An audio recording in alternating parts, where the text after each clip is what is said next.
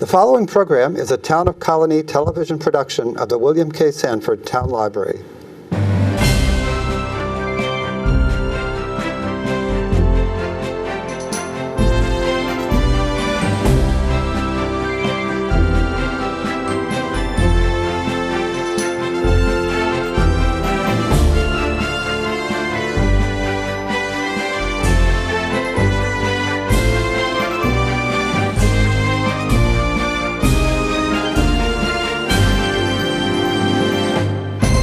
Hi, my name is John Salka. I'm the Communications Director for the City of Troy and guest host for this special episode of Getting to Know You. Thanksgiving is just around the corner, hard to believe. In previous years, that meant gathering together with our family and friends around the dinner table. However, due to the COVID-19 pandemic, this year's holiday celebrations are obviously going to be a little bit different, and they're going to be keeping many of us apart. The same restrictions are going to be impacting the 2020 Troy Turkey Trot, the College City's premier event and one of the oldest and largest Thanksgiving road races in the nation. For the first time this year, the event will be held virtually using the latest mobile app technology, which is going to allow participants to race safely with others in real time from wherever they are on the planet, I think. The race also, as in years prior, continues to help raise valuable funds through donations from runners to support local charities that help feed hungry families and children in our community and provide warm shelter to the homeless. Registration is open now at troyturkeytrot.com. Our first guest today is Patrick Lynskey. He is the race director for the Troy Turkey Trot. Patrick, thank you so much for taking the time to be here. Not a problem. It's always good to see you, John. It's good to be seen. I'm glad you were able to fill in. We had George Regan that normally participates in the program every year. He had a car trouble, and you zipped down very quickly. You didn't run here, but you drove here. And, I did. And we're glad that you were able to be here on such short notice. Patrick has been the race director for the Troy Turkey Trot since 2008. So you've been doing this for quite a number of years. Yes, I've been involved with the race for about 12 years now in various capacities. Oh, in various capacities, okay. Yeah, but, great. So you've seen the race evolve from the versions of the past to sort of the premier event in the city for the last 12 years. So that's great to have your perspective. Now, that being said, obviously 2020 is going to be unlike any other prior iteration of the Troy Turkey Trot due to COVID, this virtual version of the race. How is the Troy Turkey Trot going to be different this year than previous years? Well, just like it's impacted every aspect of our lives, I guess the pandemic has kind of made us rethink the way that we had to do the Turkey Trot this year.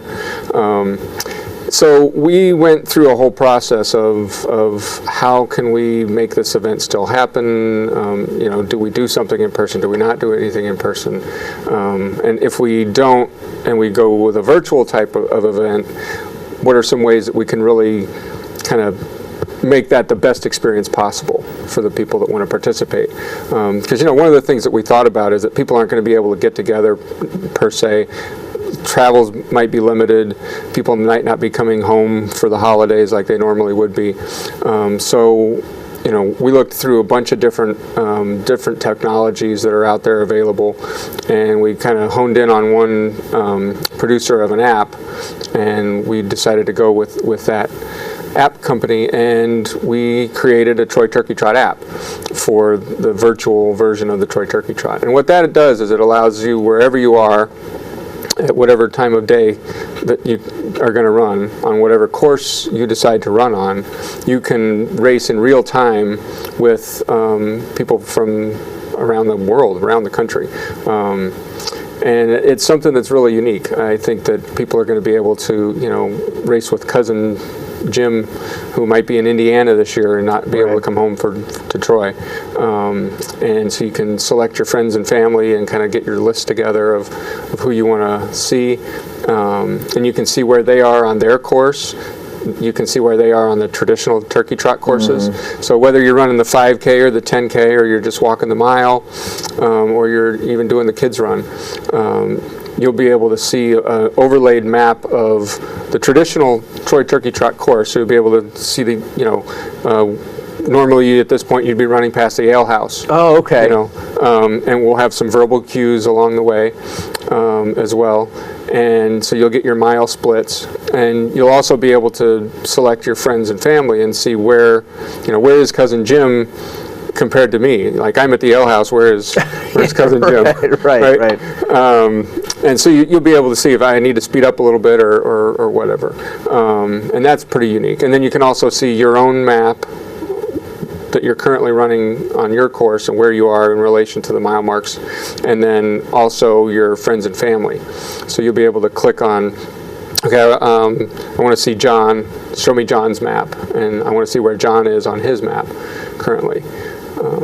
Yeah, that's great. I don't think people perhaps have ever run a virtual race before. This is going to be a brand new experience for a lot of people who run the Turkey Trot every year. Like you just said, family, friends who register together, who run together, who choose to run the 5K or the 10K, depending on what the weather forecast is going to be or how brave they're feeling for that particular. That you're going to be able to know exactly where everybody is, and that gives you a really sort of different experience. I think that's probably, you would agree, is an exciting element that we perhaps not have had in the past, when normally there's 6,000 or 7,000 people together. Now you're still going to be able to look at everybody and remain competitive, right. Running that weekend. Yes, that's correct. And so the app's going to keep track of everybody's results, and we'll get those in real time.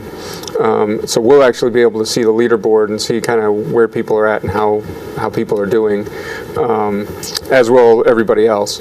And in addition to that, we know some runners don't necessarily want to run with their phones, but they might have a smartwatch. So if you run with a smartwatch and you have Strava, you'll actually be able to upload your data from your watch into the app through Strava, and then the app will send the results along. So if you don't want to hold your phone necessarily while you're running, and you have a GPS watch like a Garmin or one of those watches, you can connect to Strava, and then we'll still get the results. So that's pretty nice as well. Right, because you're still going to be able to track the leaderboard of the race, even though we're all running in different locations. At the end of the day, you're going to be able to go on the app and see where you have landed in the Correct. order. We won't have that big grand finish line, but you really will be able to know exactly where you ended up in the total race. So I think that's really exciting. With this year's race, obviously running virtually, we've decided the race has decided to develop some different types of swag that people normally get. I know in years past it's sort of a short sleeve shirt. We've done a little bit differently for the 2020 virtual race. What is going to be different from a standpoint of the virtual event, whether it's the awards and the costume contest and the other things that are going on? Right, so this year, with regards to the swag, everybody's going to get a mask, no matter what event you sign up for, and it's a nice 2-ply blended material mask that you can wear. And then we upgraded the shirt from a short sleeve to a long sleeve shirt this year, because you're not getting that in-person kind of event. So we wanted to upgrade the swag a little bit, so we're going with a long sleeve shirt. And then for just $5, you can actually upgrade the long sleeve shirt to a hoodie shirt, which is really nice. And the shirt is a really nice shirt. It's a really soft tri-blend material, so it's got the soft feel of cotton, but it also wicks moisture. So it's Which going to be a great base layer for this kind of weather where you're in the fall, early winter. You could wear it just by itself, or even in the spring, and then you could wear it as a base layer with a jacket on top of it or a windbreaker or something, or you could just wear it to kick around the house and be stylish in your Troy Turkey swag. Yeah, absolutely. Yes. And registration is obviously open right now at TroyTurkeyTrot.com. There's the virtual costume contest this year. I know there's some other things that are happening, but there's also going to be a live stream event on Thanksgiving morning, which will sort of supplement our normal race day activities. I think those who have run the race, or even families and business owners, etc., people in the community that come through to cheer on their family member, their spouse, their brother, their sister. Obviously, we can't be together in person on race day, so we're going to be doing a special live stream event that morning online, I believe, through Facebook and a few other portals that people can stream from. I think this is sort of another exciting piece that we're going to be. Correct. Yeah. Think of it like kind of like college game day live, sort of a setup, and we're going to be we're going to have an MC, and we're going to be able to, like we talked about, tracking the leaderboard. That's going to start. So the official start time for the Troy Turkey Trot this year is 10 a.m. Eastern.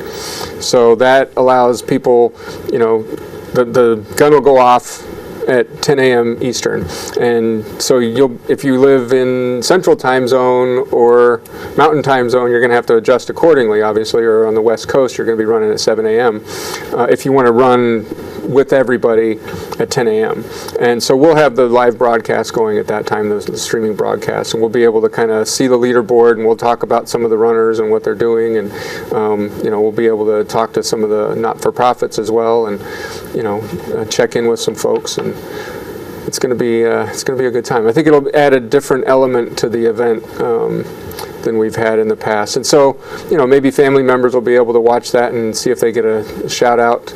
Or right. Yeah. Absolutely. On the leaderboard. We'll go to the leaderboard and see who's actually in the lead. Who's actually in the lead. So if you run early at 10 o'clock, you might actually be able to get into the lead and hold that for a while, Right. And like you said, appear in the broadcast itself, which I think is really a cool thing that we've never done before, that is going to really be preserved forever, a little historical time capsule of the Troy Turkey Trot race morning.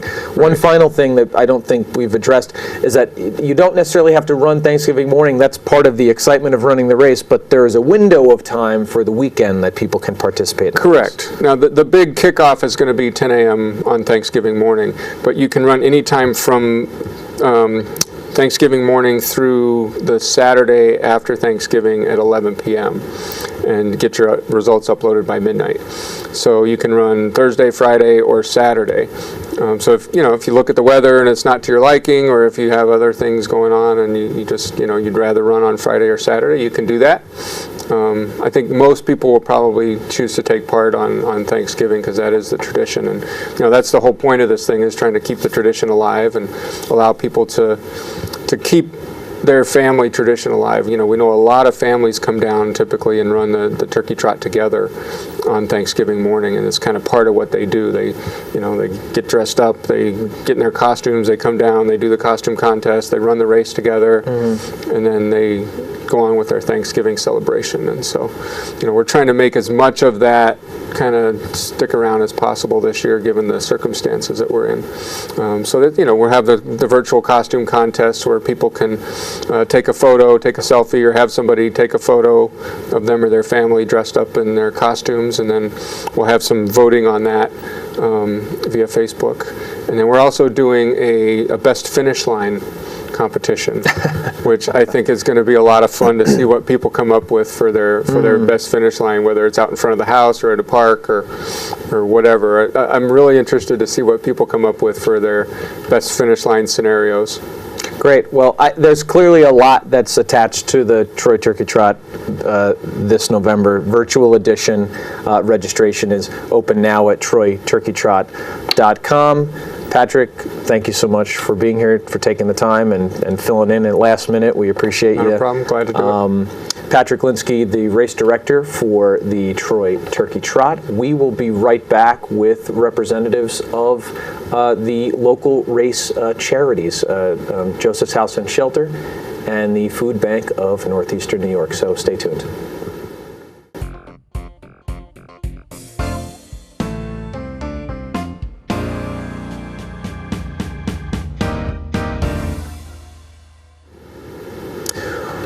Welcome back. Our next guest is the executive director of Joseph's House and Shelter, a community-based not-for-profit that provides a wide array of homeless services to Capital Region residents. Founded in 1983, Joseph's House offers emergency shelter, street outreach, and support services to homeless and formerly homeless individuals, children, and families. They're based in the city of Troy. We're thrilled to have Kevin O'Connor, the executive director of Joseph's House, with us today. Thank you. Kevin. Thanks for being here. Yeah. So, we're here talking Turkey Trot. That's right. And this year is obviously, as we've said earlier in the program, this is a special virtual race this year due to COVID-19. And Joseph's House is one of the charities that is the beneficiary of donations from participants in the race. Yeah. Could you tell us a little bit about Joseph's House and Shelter? Talk about its mission and services that you guys provide. Sure.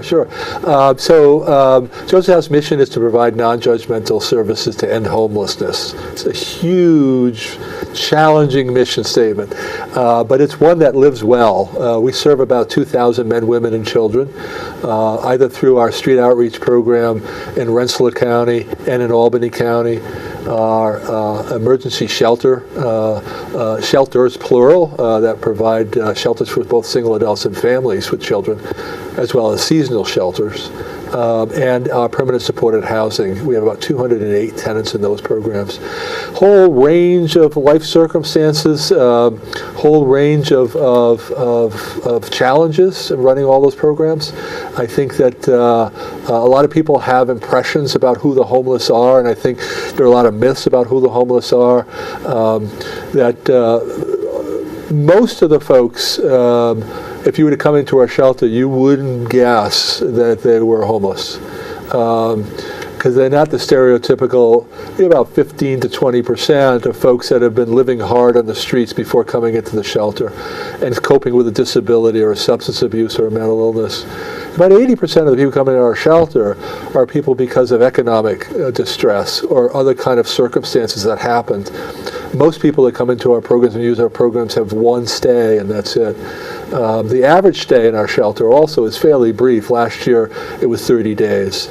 And we do as good a job as we can helping people to move on as quickly as possible from homelessness into some stable community setting.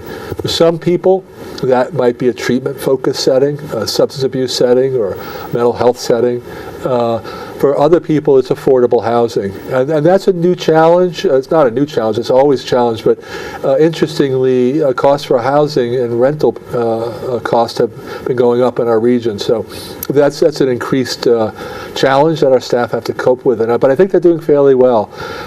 We also have been doing a lot of great work in our street outreach programs. We've engaged more than 900 people so far, unique people, both mostly in the city of Albany and the city of Troy, who are staying in places not meant for human habitation.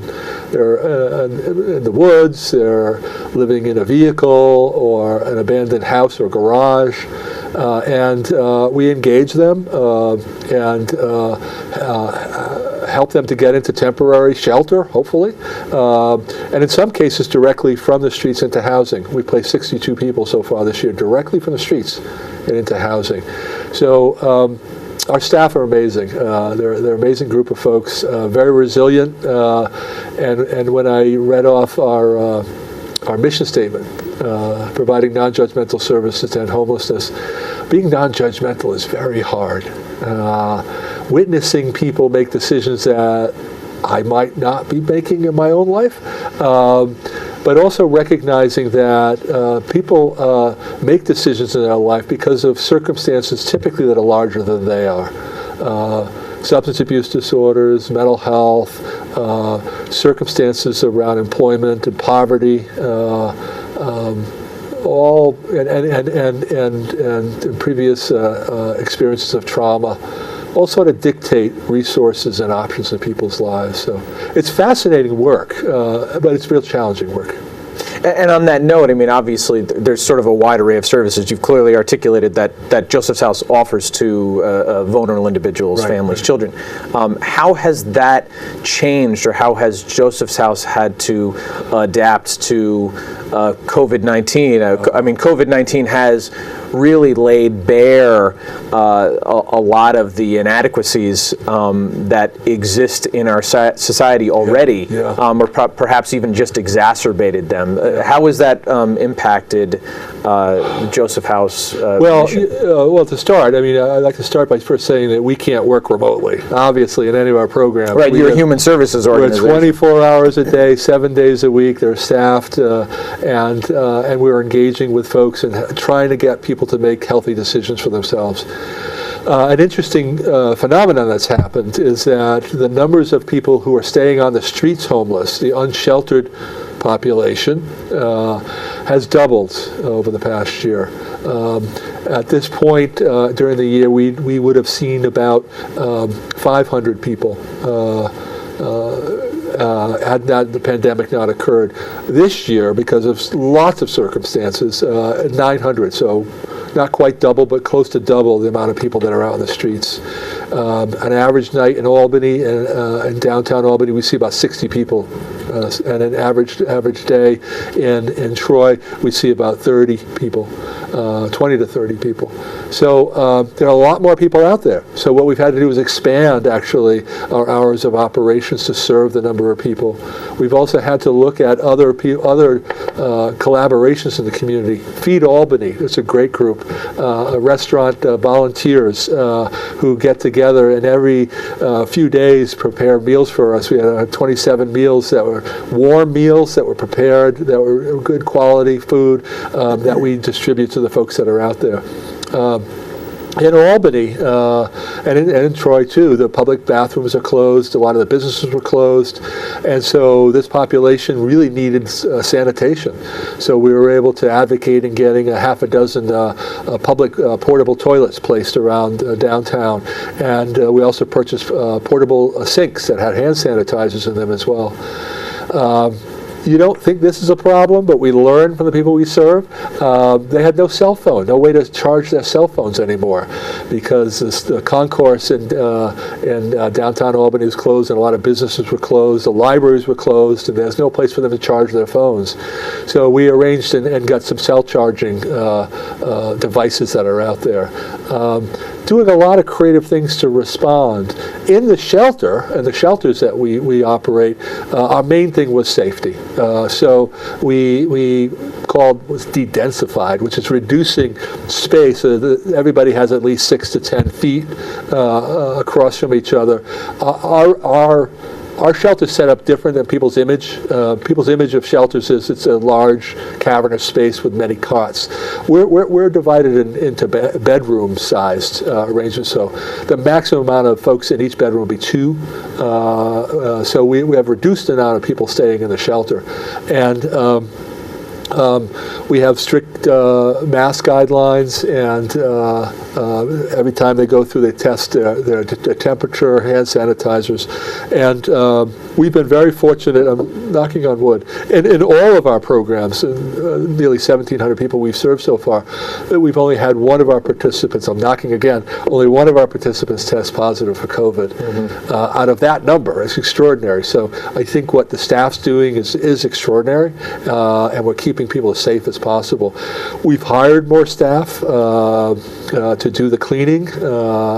We've hired more housekeeping staff. We've purchased more supplies. There's a lot more need.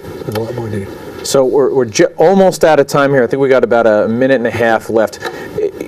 Obviously, participants, people who sign up for the Troy Turkey Trot every year, a big component of the race is donations. Yes. That supports our charities, not only Joseph's House, but also the Regional Food Bank of Northeastern New York.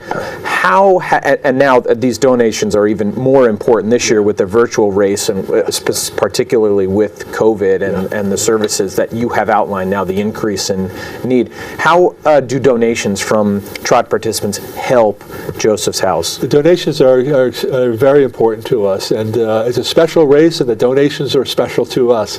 The funds will be used to pay for COVID supplies, masks, cleaning supplies, extra tablets for the kids that aren't able to get the tablets in their school programs.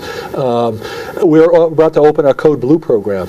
Our Code Blue program takes folks in when it's under 32 degrees. So we've had to whole retrofit that space and have dividers between each beds and have additional additional staffing. We're not relying on volunteers this year, so it's paid staff that's coming in. And so all of that is extraordinary extra cost. And there's twice as many people on the street. We don't know what the actual demand for Code Blue is going to be. We're trying to prepare for that. So every dollar of that money is going to go to direct services, to helping keep our population safe, to helping keep our population in shelters, and help them to move as quickly as possible into housing. Great. Kevin, thank you so much. We appreciate the work that Joseph's House does. We know you have been a partner with the City of Troy and a lot of other community organizations. The one that comes to mind, like Mayor's Challenge for and Veterans Homelessness, which was another really important program from a number of years ago. Yeah. Absolutely. So thank you so much for being here. We will be right back with Mark Quandt, Executive Director of the Regional Food Bank of Northeastern New York. So stay tuned.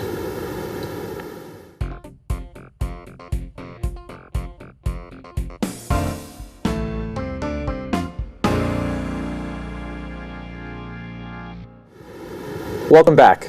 As you already know, the Troy Turkey Trot is more than just a road race. It helps raise money and donations for support valuable local charities, including Joseph's House and Shelter, who we heard from just in the prior segment with Kevin O'Connor, the Executive Director, as well as the Regional Food Bank of Northeastern New York. The Regional Food Bank has been helping to feed the poor and the hungry in our communities since 1982.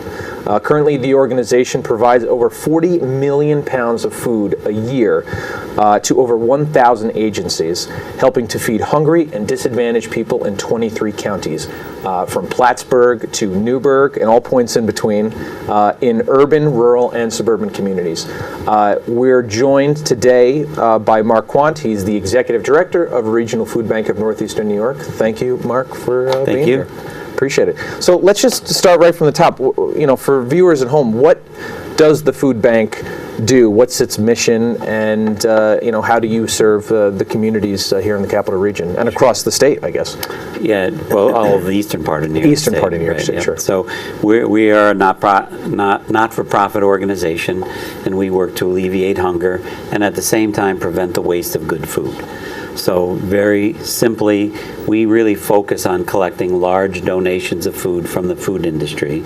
They contribute to us food that is still perfectly good to eat, but they can't sell it. So it might be that it was just an overproduction, a production error, a produce that's slightly imperfect, a product that's nearing its best if used by date, product in damaged packaging, lots of different reasons that food companies have product that they cannot sell, but it's still good to eat. So they donate that to us, millions of pounds of food every year, and then we provide that to food pantries, soup kitchens, homeless shelters, and many other agencies that are serving people in need in the eastern part of the state. So our area, we cover 23 counties. We go from the Canadian border down to the New Jersey border, and we have, as you mentioned, a little bit under 1,000 agencies that we serve, and every year through those agencies we're helping to feed over 300,000 people in need. That's a lot. It is. I don't think. I mean, do you feel like people don't have a full grasp? But you see the name of an organization like Food Bank Northeastern New York, but people may not realize the scale and the scope of the work that the food bank does. I think that's actually very common. Sometimes people confuse us with a food pantry, which does great work directly serving people in their community who have a need and provides bags of groceries to those families.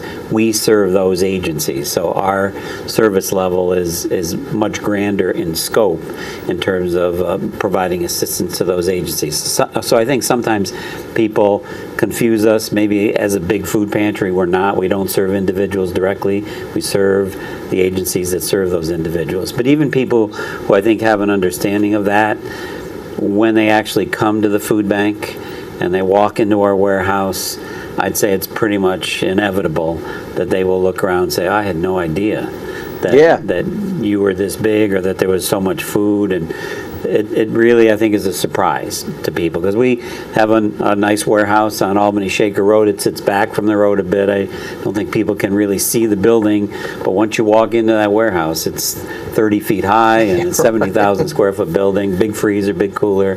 It's enlightening for people when they see it. Yeah, absolutely. It is a big facility. I've been there myself and helped distribute some food over the years. It is impressive in the scale and the scope. So obviously this year has, from a 2020 has the year of COVID, I guess perhaps we can call it, really has upended the way that we interact with one another, whether we can be in physical presence in large groups and using masks and PPE. How has COVID affected the Regional Food Bank of Northeastern New York's mission and services? I mean, obviously everyone is dealing with it in a different way, but I'm sure you have a unique story to tell when it comes to distributing. Well, it's impacted everybody, right? In every organization in one way or another. In our case, we know the date. March 16th was the date that everything changed for us. So just that prior weekend, everything started to close. I remember Friday must have been the 13th of March, Friday the 13th, that we got the word that the schools were closing, right, and that the word came down that businesses were going to have to shut down, and we knew right then and there that the need was going to be much greater than we had experienced to that point. So we were always busy. We're always providing large-scale food assistance. Last year was our largest year ever. We provided over 41 million pounds of food. We knew that starting on March 16th, everything was going to be different. We immediately geared up for that, and we let people know we're here. Fortunately, we hit that date with a strong inventory in stock, so we knew we were in good shape to respond. And so we put that word out there. So immediately, our member agencies started getting more people coming to them for help. So they had to provide more bags of food, which meant that their supplies were dwindling. They were then ordering more product from the food bank. So that distribution went up. As I mentioned, we cover a large geographic area. We started going, we do deliveries out into different parts of our service area. Not everybody comes to our building. We went in some areas from sending regularly a tractor trailer load to all of a sudden it was 3. So that increased. At the same time, we started getting calls from Albany County, Schenectady County, City of Amsterdam, other local groups that said, we have people in our community who are really struggling and we know things are going to be tough. And with the government agencies, they had people quarantined. People couldn't leave their homes. They were required to stay there, and they had to make sure that those people had enough to eat. And they couldn't go out shopping, so the county governments had to make sure they had something to eat. So we started getting all these calls. We started providing food donations to those groups, and then eventually that whole process evolved because people couldn't gather, they couldn't get in lines. It began to evolve more into a drive-through effort. So everybody's seen them on TV throughout the country. We would send the food to these different locations, rural areas, city areas, and people would come to them mostly in cars, and they would get in line and they'd go through, and then the volunteers would put each item in their trunk in a box. And so we started doing a lot with the new normal. Yeah, right. Well, the new normal. I hate that term, but I know. It is for right now. It's what we experienced.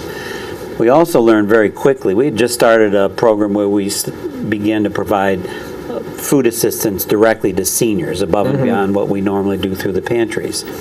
And so it was just beginning, but everybody knows seniors were probably the most impacted. So seniors were in a position, they weren't comfortable going shopping, they weren't comfortable leaving their homes, they were encouraged to stay in their homes, which meant that they were going to run out of the food they had. So we started ramping up that program. We started getting calls from a lot of senior housing units, especially low-income senior housing units, asking if there's anything we could do. We started beefing up. So immediately we went up to 25 different sites that we were providing assistance to. Then we had the opposite end, the kids. We have a backpack program that helps children on weekends. So during the week, they can get their breakfast and lunch in school, but when the weekends hit, there are a lot of low-income children who never really know exactly what's going to be at home. They may have some food, they may have no food. So we do the backpack program to provide them with bags of food on the weekends to help them and their families. Well, the schools were shut down. How are we going to get that food home? The kids would always take it home. We were in contact with the schools, and out of the 250 schools that participated in the program, 235 not only kept the program, but expanded the program. And we were able to provide even more and better food through that program, and they did direct delivery themselves. So we had a lot of things going on in terms of the food provision. At the same time, donations were all changing. Some went down, some went up. A lot more perishable food. We had to eventually rent off-site storage for cooler, because we had so much more refrigerated product that we had to handle, which is good because it was produce and dairy, but we couldn't even fit it in our cooler. And then we had the big situation with our volunteers. We depend, you mentioned you had volunteered, we depend very heavily on volunteers, but every group that was scheduled to come, they had to cancel. No groups were coming.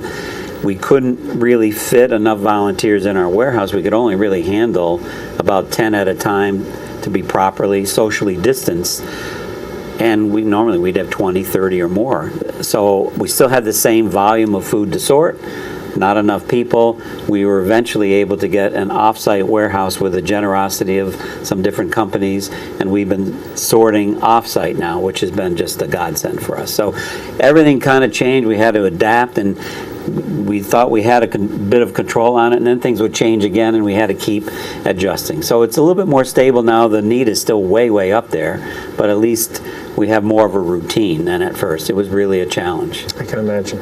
Listen, we've got about less than a minute left here. Obviously, the big component of the Troy Turkey Trot, we're running a virtual race this year, so we're not going to be physically in person. But one of the big components of the race every year is donations. In the case of non-perishable foods, et cetera, and monetary donations to support the two charities, Joseph's House and Shelter and the food bank.